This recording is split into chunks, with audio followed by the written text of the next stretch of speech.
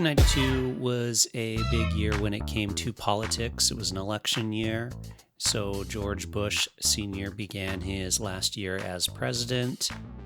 And over in the UK, John Major's Conservative Party won an election which a lot of people thought they were going to lose. So he started serving another term as the PM over there. On the legal side, you had Mike Tyson being convicted of rape and going to jail for that. You had Jeffrey Dahmer, who attempted to be declared insane during his trial, failed that declaration, being found sane and being found guilty of killing 15 boys. Don Gotti, also known as Teflon Don because he was able to often get off on technicalities or via intimidation for charges that were filed against him, was actually found guilty. We had Rodney King verdict. We had all kinds of legal drama going on in 1992. But of course, there was also some fun, such as Disneyland Paris opening. Albeit it opened to kind of a lackluster performance the first few years, if I remember correctly. I vaguely remember something about it, though it's still around, so it must be doing somewhat well. Well, let's jump into some of the news and events. Hurricane Andrew hit Florida in August of 1992. So that was a big one. It cost $25 to $27 billion in damage at that time, so multiply that by whatever it would be for inflation. 61 people died, and it had a massive environmental impact in the area, causing extensive damages to the natural habitat, the Everglades, and all that kind of stuff. So it was really huge impact on Florida. And it didn't stop there. It actually worked its way up to Louisiana. It wasn't as detrimental in regards to damage as Florida, but it still did cause some damage up into Louisiana. I mentioned earlier the Gambino Empire fell. He was found guilty for assassination of Paul Castellino. Basically, the FBI bugged his house and got him on tape admitting to the murder. He was also found guilty on other murders and conspiracy charges, gambling, bribery, tax evasion, that kind of stuff. So they put one of the bosses away that year.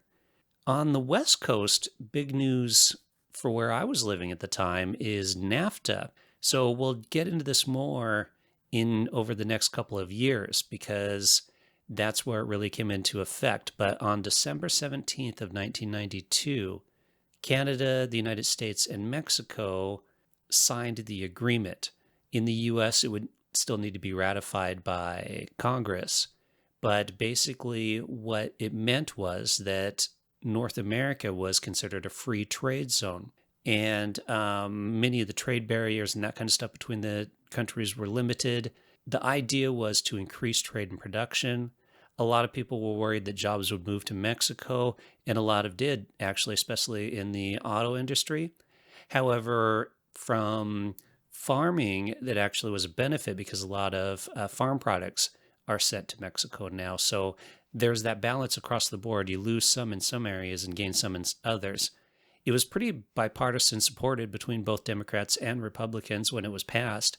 Now I think it's a bit more controversial, and I believe they changed the name of it to something else now. It's called like the United States-Mexico-Canada Agreement. So not as cool as sounding as NAFTA. You had Ruby Ridge, so you might recognize that name and, of course, remember it. It was a guy by the name of Randy Weaver who was being charged with illegal arms sales by the U.S. Marshals. He lived in northern Idaho. He was a religious fundamentalist. And in August of that year, Marshals went up to arrest him to charge him with the crimes that he had committed. But what ended up happening was it turned into a standoff with a firefight breaking out between the people in the house and outside. His son was shot. Once news got out, there were like hundreds of people that kind of went up there, both in support and against of Randy. On the second day, he got wounded, but he wasn't killed. His wife was shot, and it all went on for 11 days total. So this was huge news up there, especially in northern Idaho, which is kind of where all your white supremacists have grouped together over the past years. It's they had some neo-Nazis involved as well. In the end, Weaver actually did get convicted, so he didn't die from his gunshot wound and did go to jail for the crimes. However, he brought a lawsuit against the U.S. government along with his daughters, basically because of the way the marshals handled the situation. And it was settled in 1995. So interesting thing there that he got convicted, but also managed to settle a lawsuit with the government. Some say this is kind of the rise of our modern right-wing militia movement. I don't know if I'd say it was the rise, but it certainly was one of the catalysts to it and brought it more into the public light. On the flip side of white supremacists, or to further move that along, you had the Rodney King verdict and riots. And this is where the 4 officers that assaulted him were found not guilty, which then kicked off the South Central riots. Now, these were probably a long time coming. There was a lot of stuff that kind of went into this. In addition to the Rodney King verdict, there was a lot of racial inequality in the area. There was a lot of racism between the Asians, the blacks, the whites, all that kind of stuff. You had mobs that would break into stores. They would, if a motorist went through the area, they would get attacked. That's where we had a guy by the name of Reginald Denny, who was just a truck driver. He was basically just driving through the area, and the news helicopters caught a bunch of rioters grabbing him, pulling him out of his truck, and beating him. They hit him with like a sledgehammer. One of them picked up a slab of concrete and hit him with it. Eventually, 4 people did get involved and helped him and took him to the hospital. So he did live, but he did have a lot of damage done after that. A state of emergency was declared, and the National Guard was called in to help quiet the riots. And this is where we have that "Can we all get along" quote from Rodney King, and was as he attempted to quiet down the riots. In the end, 50 people died in those riots. Thousands were injured and billions of dollars in damages. And interestingly enough, I did mention the racism against the Asian community. Most of the damage was to Korean-owned businesses. So it was big kind of powder keg waiting to go off, and that not guilty verdict that came out towards those police officers lit the fire into that powder keg. I mentioned George Bush beginning his last year as president that year. There were a lot of things contributed to it. He was a pretty popular president, but he did have that famous "no new taxes" speech and ended up having to raise taxes in order to help balance the budget.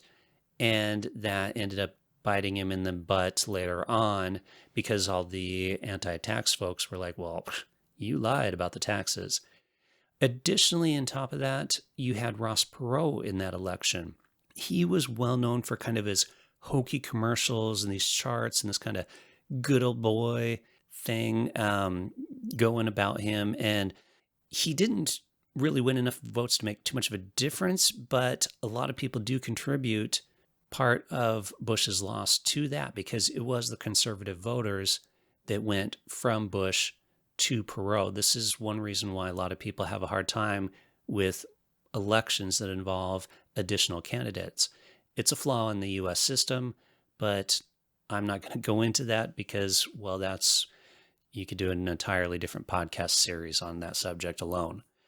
Bill Clinton was called the comeback kid. I mean, talk about a guy that managed to come back and win. He had all kinds of tabloid issues against him. He had the Jennifer Flowers relationship, accusations of manipulating to avoid the draft, all this kind of stuff. So he got the nickname Slick Willie, and this is kind of the reason for that.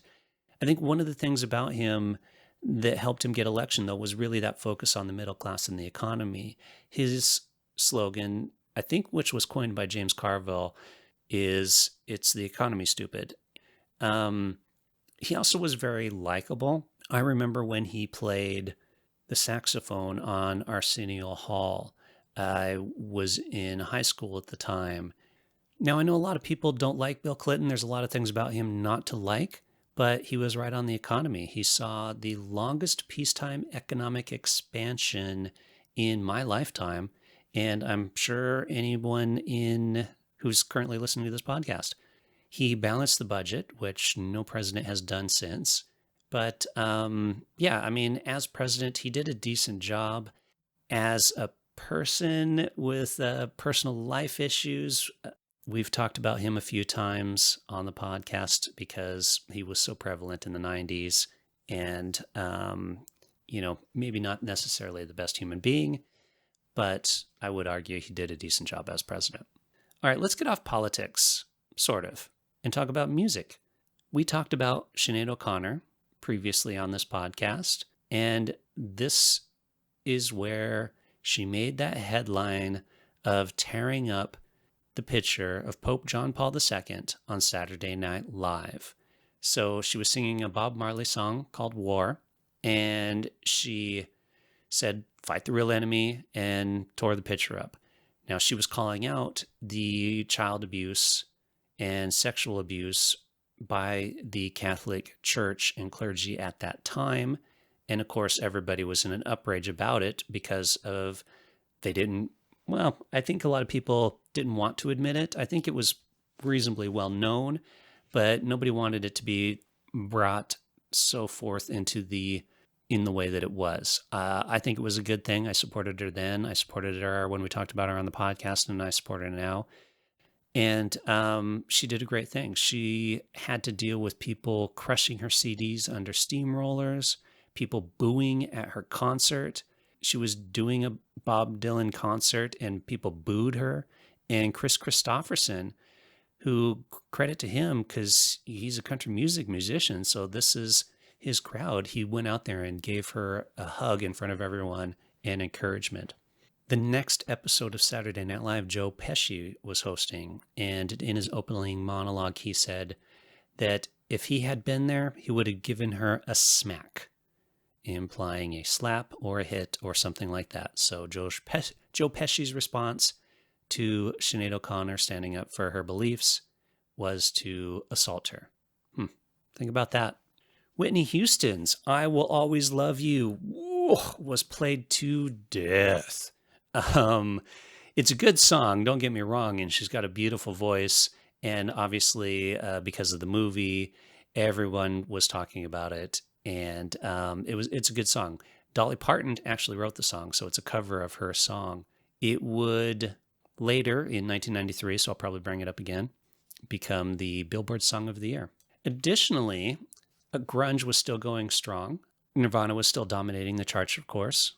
And you had Rage Against the Machine released their debut album called Rage Against the Machine.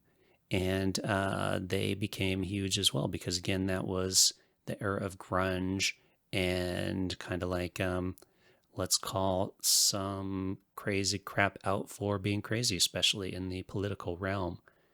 And just a quick shout out to Weird Al Yankovic, who released his parody song "Smells Like Nirvana," which hit number 35 on the charts in May of that year.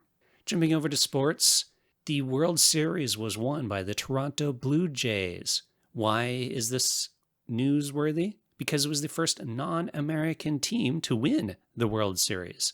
That's right. I live in Europe at the moment, and a lot of people are like, "Why is it called the World Series? It's all American teams, blah, blah, blah, blah, blah." Yeah, I mean, true. But hey, at least it's not all United States teams because the Toronto Blue Jays won.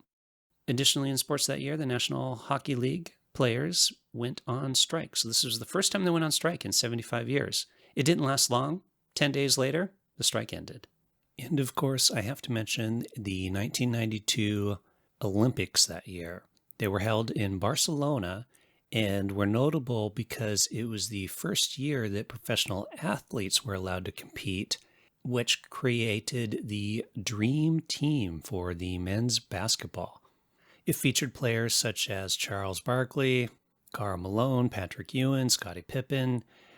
Basically, they took the best of the best in American basketball, sent them over to Barcelona, and the team defeated everyone they came across. So a good year for men's basketball in the 1992 Olympics. I'm going to jump over to TV here. The big news on TV was that Johnny Carson stepped down from hosting The Tonight Show in 1992, May of 1992. It was a big episode. I remember that as well. Guests were on. He got a little teary-eyed at Bette Midler doing a song. That whole last season was kind of basically his farewell season, getting on some of his favorite guests on the show. David Letterman was actually supposed to take over the show, and instead NBC gave it to Jay Leno. So Letterman responded by saying, well, screw you guys, I'm out of here, and changed stations, which actually started the Late Night Wars, is what it was called, between Leno and Letterman. Leno did eventually do better in the ratings, but I would say Letterman is probably the more highly respected of the hosts. Nothing against Jay Leno, but when you look back, I think a lot of people were like, yeah, Letterman was really the better show. And yeah, that's it. It went into Jay Leno, became the permanent host that May. In the world of movies, I think the main thing worth mentioning is that Billy Crystal hosted the 1992 Academy Awards. Why is this worth mentioning? Because it was great. This is where he would come out and do these song and dance numbers referencing the films that were being filmed. And in this particular one, he went out and he was in the Silence of the Lambs kind of thing with the mask and the stuff. And because that was the big winner that year, Silence of the Lambs won multiple awards that year. It was the big movie that year. It was the one everybody was talking about and parroting. And Billy Crystal did it as well at that Academy Awards. And of course, in 1992, we are introduced to Quentin Tarantino and his film Reservoir Dogs.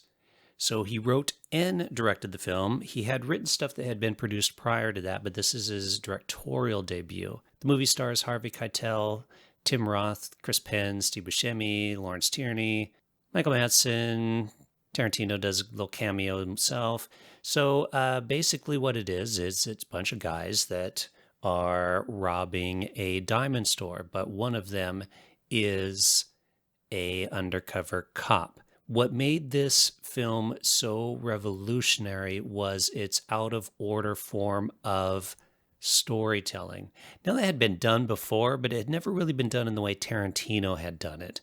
And he interlaces action and drama and really good dialogue. I mean, the man can write dialogue and iconic scenes.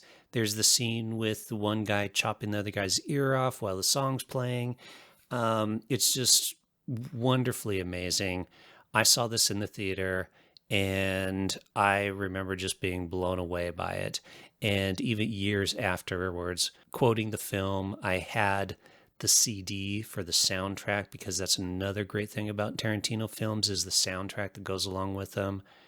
And Tarantino has just been a trend-setting filmmaker ever since. I know people accuse him a lot of stealing from other stuff, but it's not, because he knows films so well. He knows when to reference other films and pay homage to them, as well as putting his own spin on something. And so this was just a fantastic film that if you haven't seen it, definitely go see it. I love it. I still love it. And really, like I said, it was our introduction to Quentin Tarantino, who would go on to make Pulp Fiction and so many more films ever since. As I'm recording this, supposedly he's only going to make one more film. So the world is anxiously waiting to find out what that last film will be. So yeah, that was 1992. It was a year I remember. And a lot of news happened that year, especially in the political and social realm. So I'm going to end it here with the usual call to action, the like, subscribe, follow, stay tuned for more, share this with your friends, give us a good review, all that usual stuff that people say at the end of these kind of things. And with that, I'll see you in 1993.